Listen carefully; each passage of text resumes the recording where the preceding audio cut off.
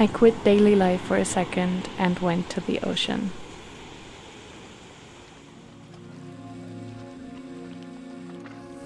We're going on vacation to the ocean.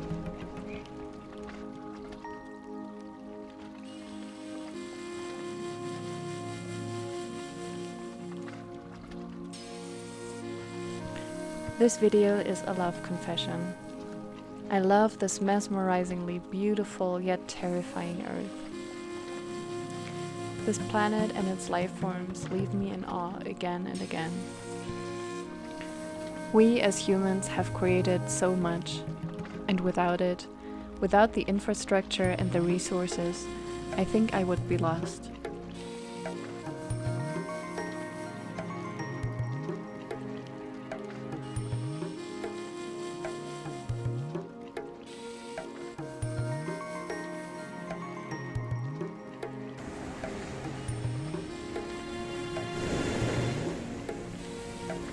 Yet I often wish I could live in closer proximity to the living land, and we as a society could cultivate a different relationship with nature. Seeing the ocean every day made me feel the smallness of us, you and me, on this planet, and the interconnectedness of everything.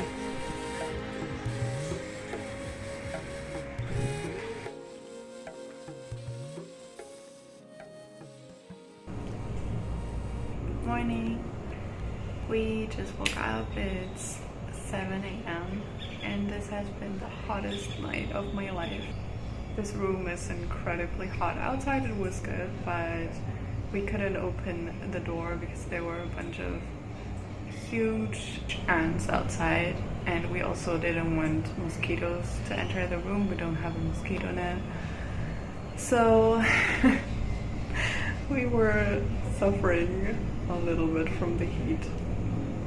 But now we're gonna go to the beach to enjoy the cool, fresh morning air.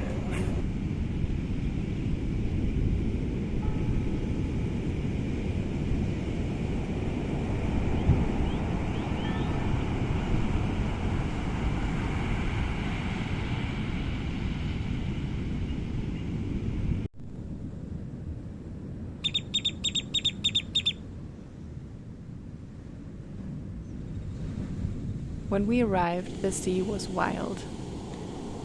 Every day they put up red flags on the longer beaches that have stronger waves to say, "Don't swim."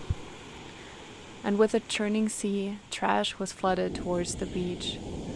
Mostly not visible as whole items of once-used consumer goods, but tiny pieces of plastic, ready to be ingested by wildlife and probably humans.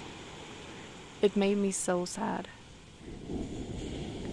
You know, I'm thinking a lot about how we as humans could live peacefully on this earth, with each other, but also with fellow animals and plants, water, rocks, soil, and air. I believe that we would have to sacrifice some things, but I also think that it would be so worth it. And sacrifice we will have to either way, voluntarily or involuntarily. Because the way we are living now has to change if we as humans want to sustain ourselves on this planet.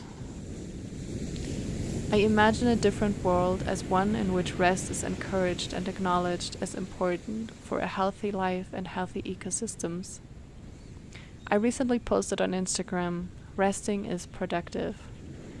And having returned from this vacation, I really felt and feel that.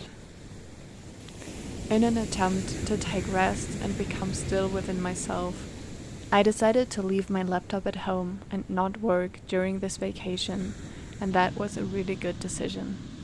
At first I was a little nervous about it because I work as a freelancer and the summer months are usually the time when I am able to earn most of my income. But seeing this anxiety and attachment to my work made me even more sure that it was a good decision to break free from the everyday hustle and bustle for some time. When my mind is not constantly busy with the things that I have to do, it gets creative and comes up with ideas, especially for artists, but I guess ultimately for all people, Resting is crucial for our well-being and sanity.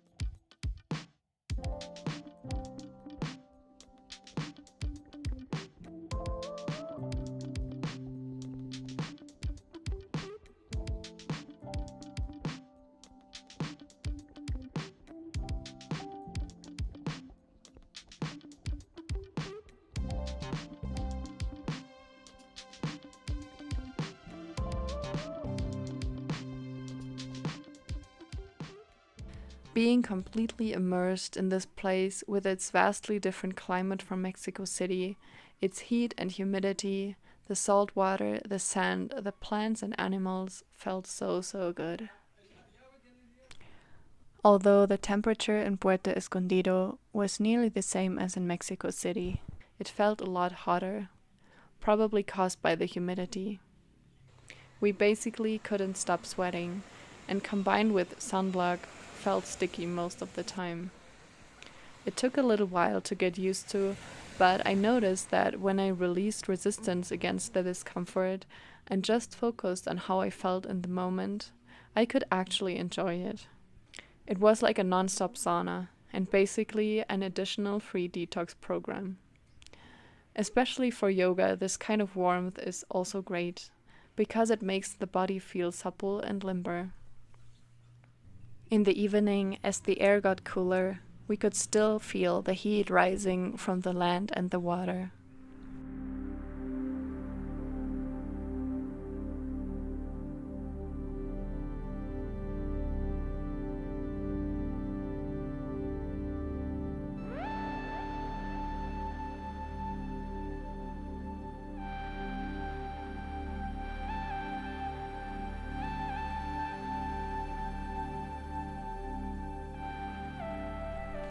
I recently read that it is really good for the brain and the nervous system to see water, and I feel that so much.